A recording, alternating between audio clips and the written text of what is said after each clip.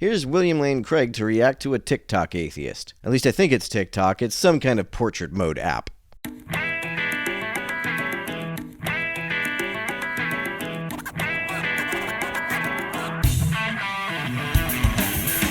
Three reasons, among many, that I am an atheist. Have you ever noticed that most people are the religion of their parents?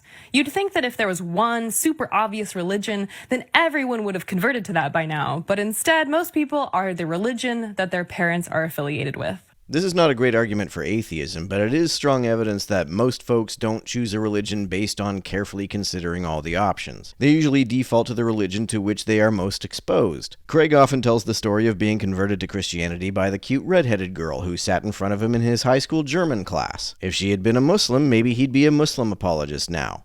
If there is a God, then he must be a really horrible person. It's not uncommon to hear believers say, "Oh, God saved my baby, what a miracle," even though that same God is completely ignoring all of the babies dying in extreme poverty across the world. It seems to me like God favors those who already live in affluent societies who have access to great medical care. But if you bring this up to believers, they'll say some nonsense about how God has to test some people. And it's clearly contradictory to say that an all-powerful God has to do anything. If he's all-powerful, he has the power to abstain from whatever he wants to, and achieve any end in any way he likes. There's also just no evidence that God exists. And sure, I've heard tons of personal anecdotes about miracles and seeing things that couldn't be explained, but to me, every time I hear a story like that, there's always a more logical explanation for the phenomenon. Given that a miracle, pretty much by definition, is the least likely kind of occurrence, literally any other explanation for any particular event is more probable than a miracle.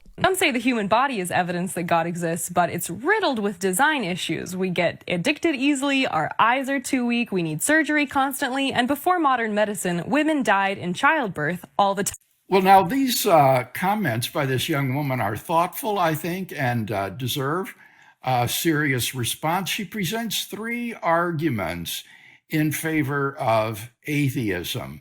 Now, the third of these, I think, is the most important, but also the most vulnerable, and that is that there's no evidence for the existence of God.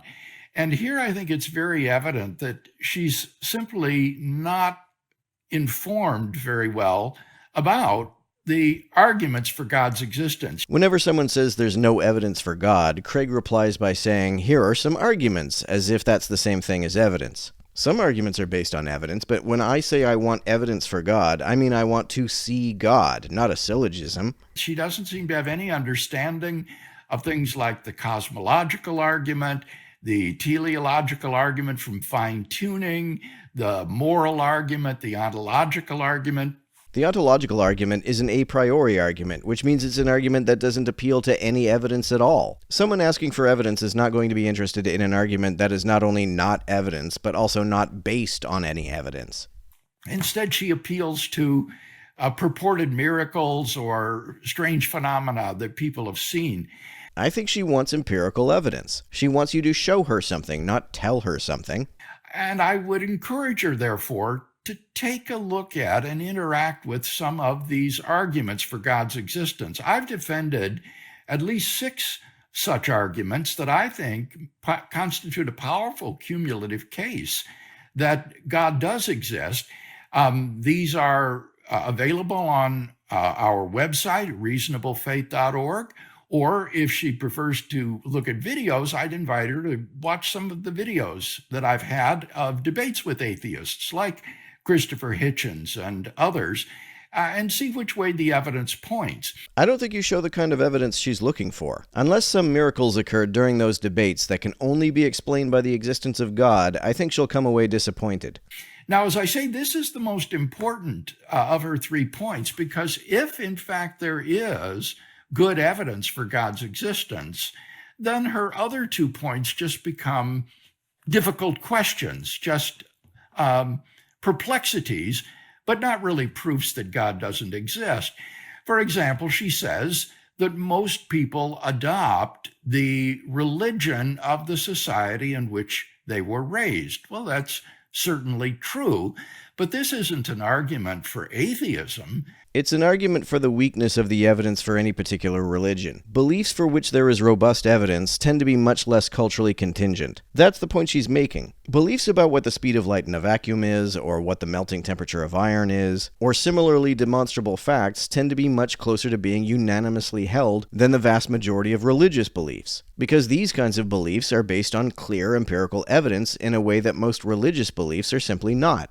At the very best, this would be some sort of argument for inclusivism or accessibilism, that the knowledge of God is accessible in various religions throughout the world. The religions of the world do not agree on how many gods there are, who God is, what God wants us to do, whether God created the universe or not, or even whether there is a God. So what knowledge specifically is consistently accessed by these various religions?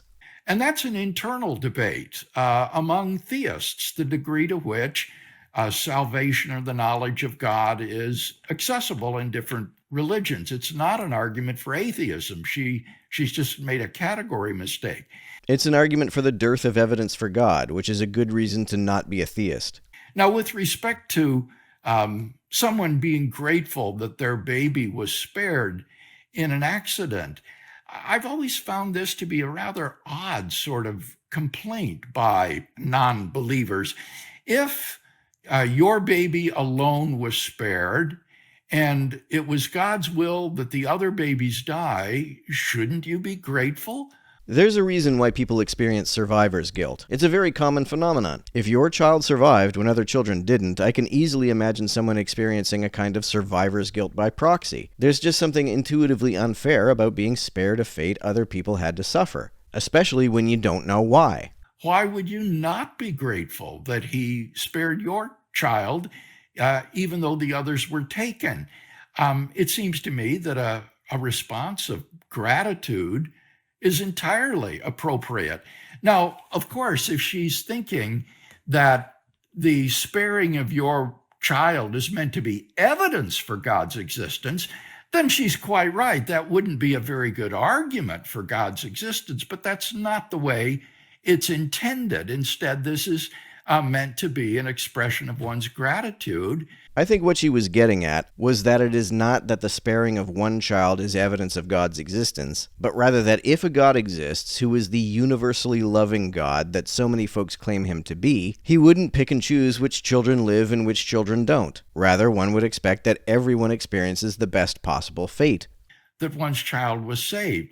Now, if she's simply talking about the problem of suffering and evil, well, that is a perennial question. And here I think the atheist faces a real difficulty. Namely, she would have to prove that the suffering in the world is either impossible or highly improbable given God's existence. Insofar as God is, by definition, both all-loving and all-powerful, that's actually pretty easy to prove. And that places a burden of proof on the atheist's shoulder that is so heavy that no atheist has ever been able to bear it. I can bear it pretty easily. Nobody who is all-loving would tolerate unnecessary suffering, and to an all-powerful being, all suffering is unnecessary, because an all-powerful being would have the power to achieve any end without tolerating any suffering.